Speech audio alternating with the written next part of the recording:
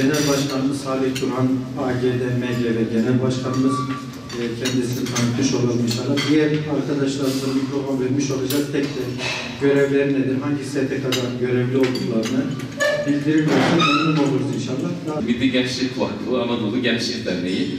Hepiniz biliyorsunuz ama 1975 29 Mayıs tarihinde Milli Gençlik Vakfı kuruldu. Anadolu Gençlik Derneğimiz de 2004 yılında kuruldu.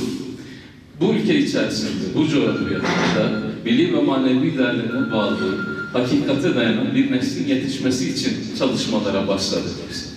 Tabii bunu yaparken sadece biz bir şeyler yapalım değil, bütün Türkiye'de bir derdi olan, adaleti merkeze almak isteyen, hakikati merkeze almak isteyen, bir yanlışlığı düzeltmek isteyen bir mekanizma için bütün Müslümanlar bir ve beraber hareket etsinler derdi içerisinde çalışmalarımızı yürüttük. Bakın, televizyonları hep beraber takip ediyoruz, haberleri hep beraber takip ediyoruz. Son bir aylık dilim içerisinde 3 tane haber Bitlis'in de yüreğini yaktı, İstanbul'un da yüreğini yaktı, Ankara'nın da yüreğini yaktı, Van'ın da Hakkari'nin de yüreğini yaktı. Neydi o yüreğimizi yakan şey? 3 tane intihar haberini hep beraber duymuş olduk. Ya Sayın Başkan, bu intihar haberleri yeni değil ki. Türkiye'de yıllardır intiharlar olur. Yani şöyle son 3 yıla baktığımızda ortalama muhterem arkadaşlar 3500 civarında insan bizim ülkemizde intihar edecek. Bir gün Mevlana Hazretlerine geliyorlar, diyorlar ki, üstadım diyorlar, şu bölgede bir tane genç intihar etmiş deyince Mevlana Hazretleri diyor ki, orada hiç mi Müslüman yokmuş diyor. Ne kadar büyük bir mesuliyetin içerisindeyiz. Toplum içerisinde yaşanan her olayın sebepleri var arkadaşlar, sonuçları var. Şöyle bir değerlendiriyorsunuz, bu intihar eden ailelere baktığınızda en önemli sebep, ekonomik sebepler var işin içerisinde. Geçim sıkıntıları var. Ailenin birbiriyle olan ilişkilerle alakalı problem var. Kadın, erkek, çocuklar, bunların birbirleriyle olan iletişim problemleri var. Ya da gençlerin intihar hadiselerine baktığınızda gelecek problemleri var. Buna benzer bir sürü problemler var. Şimdi bu problemlerin bir kısmını işte resmi olarak devletimizin yöneticilerinin halletmesi gereken hususlar var. Ama öbür taraftan da özellikle biz sivil toplum kuruluşlarını ilgilendiren hususlar var. Yine ismini ifade ederek meşrulaştırmak istemiyorum. Hem muhatap olduğumuz kitleler açısından hem de kendi yavrularımız açısından. Geçtiğimiz yıl Türkiye'de ve dünyada da bu oyun var da Türkiye'de de oynatılan bir oyun internet üzerinden. O oyunu oynayarak intihar eden tam 149 tane evladımız var. Bizim evladımız bunlar. Bu sene 2019 yılı açısından söylüyorum. Bu oyun şu anda muhterem arkadaşlar, geçen sene 149, şu anda da 100'ün üzerinde genç bu oyunu oynayarak intihar etti. Bunlar hep ürkütücü değil mi? Tabelalarımız olsa ne işe yazar sivil toplum? Benim derneğim güçlü, senin vakfın güçlü, olsa ne yazar, olmasa ne yazar? Şu rakamları gördükten sonra.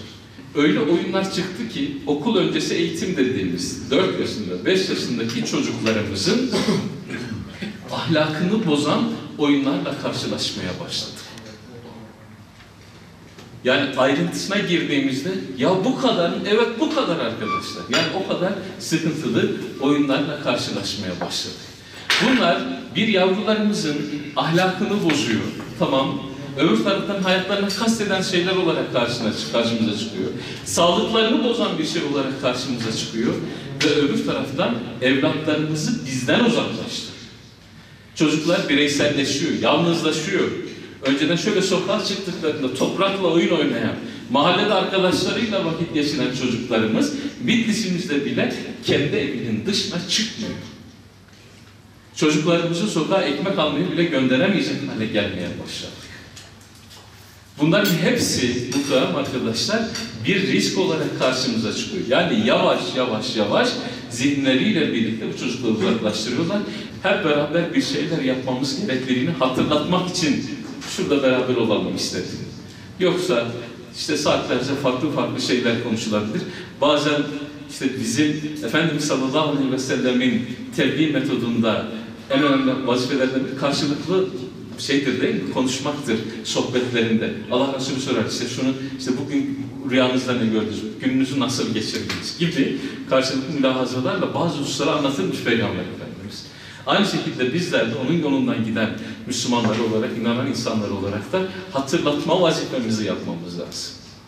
Yani kurumsal işte bencilliğin bir kenara atılması gereken bir dönemin içerisinde. Sadece ülkemiz açısından değil, yani ülkemizin içerisinde farklı birçok problem var. Şöyle coğrafyamıza baktığınızda, Suriye'ye baktığınızda, Irak'a baktığınızda, Doğu Türkistan'a baktığınızda, Bangladeş'e baktığınızda, kendi ülkemizin içerisine baktığımızda birçok hususlar, birçok yanlışlıklarla karşı karşıya kalıyoruz muhtemelen arkadaşlar.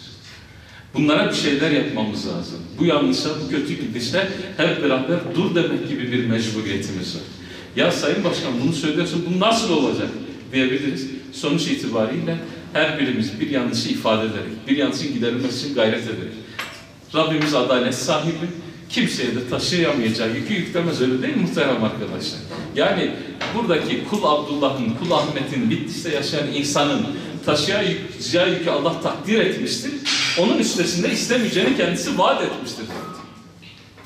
Hep beraber taşıyabileceğimiz, omuz vereceğimiz hususlarla alakalı çalışmalıyız, gayret etmeliyiz. Aile konusu, gençlik konusu, adaletsizlikler, hukuksuzluklar konusu, hangi hususlar açısından olursa olsun beraber bir şeyler yapmamız gerektiğini hatırlatmak için muhterem arkadaşlar geldi.